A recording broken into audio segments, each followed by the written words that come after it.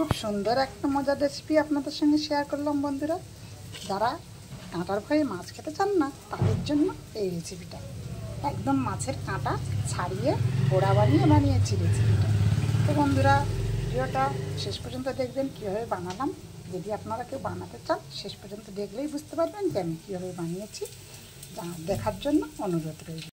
বন্ধুদের জন্য আজকের একটা নতুন রেসিপি বানিয়ে দেখাবো।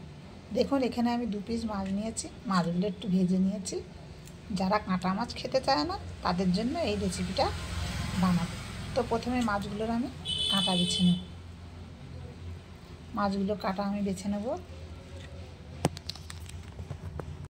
দেখুন, মাছের কাঁটাগুলো আমি সুন্দর করে বেছে নিয়েছি একদম।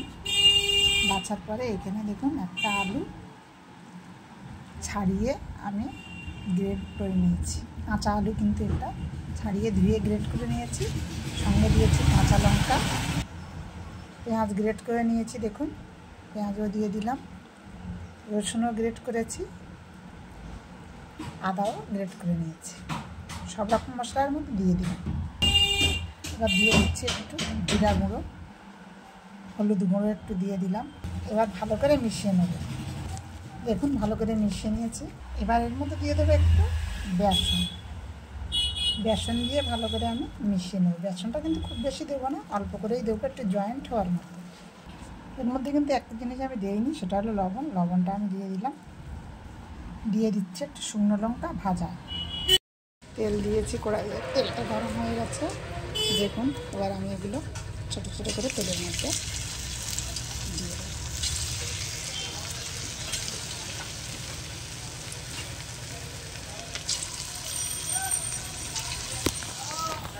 দেবো।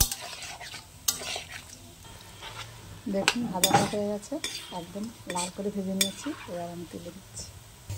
দিয়ে দিচ্ছি একটু পাঁচফোড়নটা ভাজা হয়ে গেছে। দিয়ে দিচ্ছি পেঁয়াজ আর কাঁচা লঙ্কা। দিয়ে দিলাম রসুন,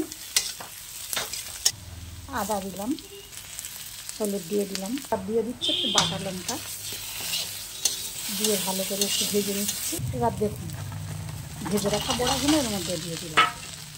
তো যারা কাঁটার জন্য মাছ খেতে চায় না অনলি তাদের জন্য এই রেসিপিটা আজকে আমি বানাচ্ছি।